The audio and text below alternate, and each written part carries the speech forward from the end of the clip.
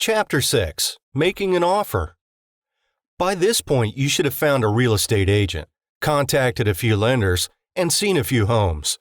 If you've not made up your mind on a home yet, you should take your time and keep looking. But keep in mind that if you wait too long, you may end up in a bidding war with another buyer. Making an offer on a home is a huge step. You will be taking on the responsibility of a mortgage, repairs, lawn care, and other chores the homeowners sometimes gripe too much about. While you should be cautious, you should also make a bid on a home that you really like within a week after seeing it. This will put your mind at ease so that you can think of all the other items you will have to get done before the closing. What to do before making an offer? Before you make an offer on a home, you should do the following. Attend open houses. Find out more about the property. Find out about taxes in the area and have an appraisal or comparative market analysis done before making an offer. These suggestions will help you make the most informed decision possible when it comes to buying your first home. Attend open houses. Attend as many open houses as you can in the area where you want to live. This will give you the opportunity to see what is out there, the going price of homes in the area, and also gives you a basis of comparison when looking at other homes. Open houses are fun because you will be able to look into every area of the home without having to worry about the homeowners and real estate agents following you around. Many times, you may even find your new home this way. Almost every weekend in most neighborhoods, there will be an open house. Stop by and see for yourself what the homes in the area look like and what you can get for your budget. Find out more about a property. If you find a home that you might want to buy, you should find out everything you can about the property first, before making an offer. Visit the county clerk's office or tax records office to see how much the current homeowners paid for their land and the value of their property. This will give you an idea of how much you should offer for the home.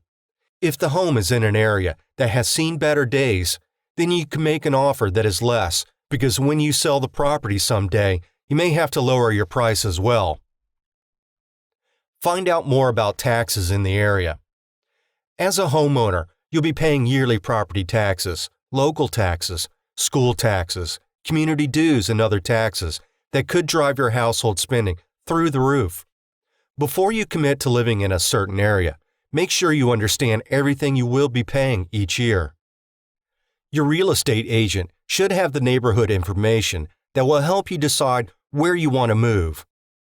You can also visit your local tax office and see how much the current homeowners paid in taxes last year.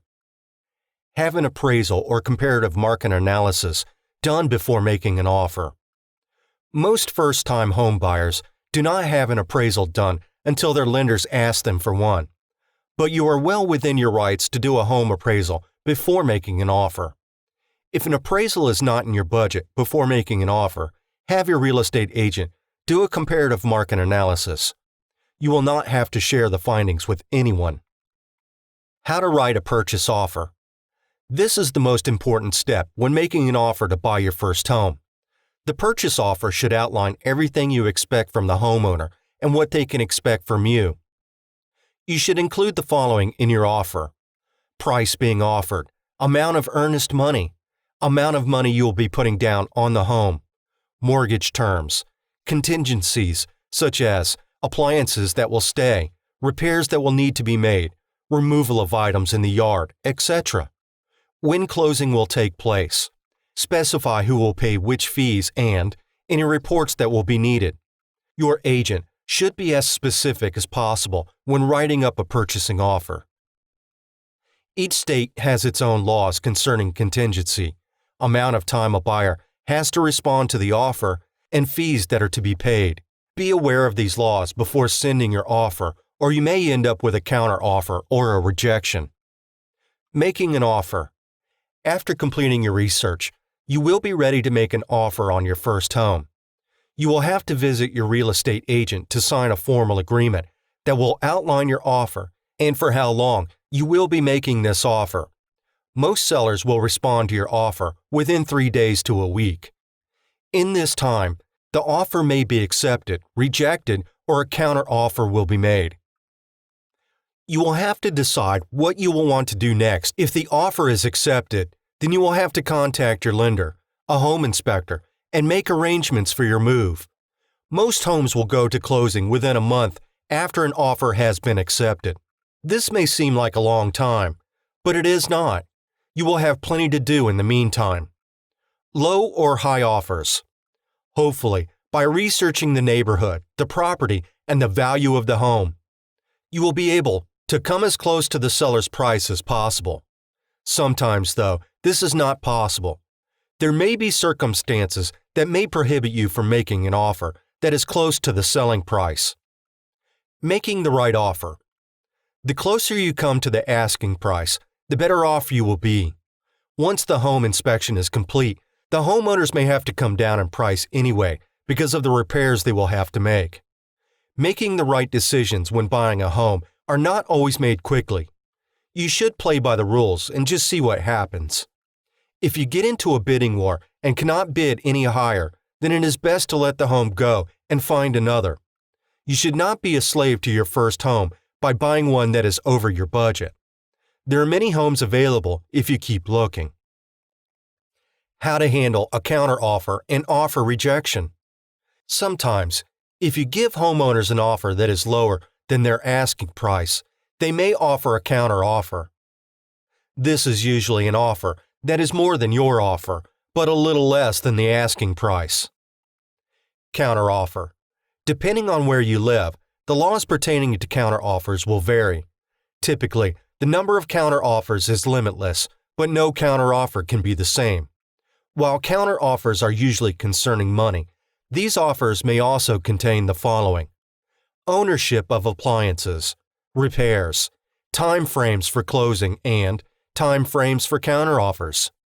Buyers and sellers may only have hours to accept, reject, or offer another counteroffer after receiving one. This can be a very stressful process, especially if you're dealing with a seller that has other offers on the table.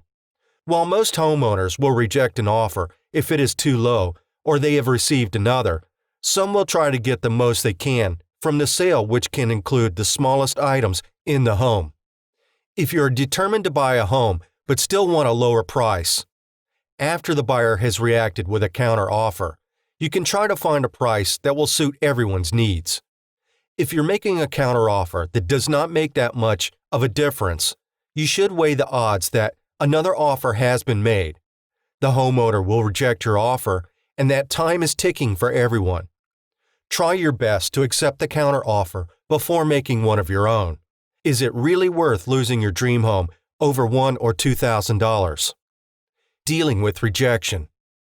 The hardest part about an offer rejection is that the homeowner does not have to answer your offer. If you do not hear from the homeowner within a week, it is safe to assume they are not interested in your bid. While this can be frustrating, you will have to move on. Begin your house hunting again and try to stay positive. If the homeowner gives you a response in the form of a rejection, they may cite the reason why in the paperwork. If your offer was too low, they had another offer, decided not to sell, or want to wait for a higher offer, at least you can move on without wondering why your bid was rejected. Considering items in the home. When you are writing your purchase offer, you should consider the items that you would like to keep and items you would like to have removed from the home. These items can include certain appliances, such as the washer and dryer, lighting fixtures, storage fixtures, single air conditioner units that fit into windows, hardware from windows and doors, or pools. You should put these items in writing so that you'll get them with the home. Some homeowners may try taking certain items with them, either because they didn't know that you wanted them or because they were not supposed to be sold with the home to begin with. Be sure to obtain a list of items the homeowner is selling with the home so that you can compare it to your list. This can also work in reverse. If there are items that you would like removed from the home or the property before you move in, you should specify these in the offer. Understanding the seller. One of the key elements of making a solid offer is having an understanding of the seller. Your real estate agent will be able to tell you a little about the seller, that may help when trying to come up with a fair offer. When deciding on an offer for the home, you should find out the following about the seller. How eager are they to sell their home? How long have they lived in the home? How many offers have they received? How many have they turned down? Have they lowered their asking price? Are they relocating to another area? Do they need to sell their home quickly? Are they waiting for their asking price? These questions, although you may not know the answer to some of them, will help you make an offer that will be looked at by homeowners and taken seriously.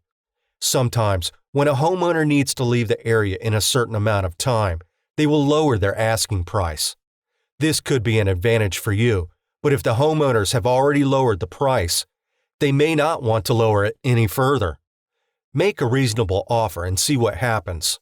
Depending on the circumstances, it may be accepted. What to do in a buyer's market? In a buyer's market, you will have more choices when it comes to the types of homes you can purchase. Depending on how long the market favors the buyer, you will also have the luxury of taking your time because bidding wars are much less. When buying your first home, you should check out all your options. That home you couldn't afford a few years ago may be in your price range today. When looking for a home in a buyer's market, you should do the following. Stay current with the listings in your area. Sign up for free email listings and newsletters. Check out homes that have recently been reduced. When making an offer, ask for closing costs to be paid for by the seller. See if there are other offers, such as appliances that come with the house. Ask for certain allowances, carpeting, roofing, siding, etc. Do not be afraid to offer a lower price, and, in a buyer's market, homeowners may offer these options to you as incentives to buy their homes. They may also offer warranties on appliances that you should take advantage of. There are dangers that you should consider when buying in a buyer's market.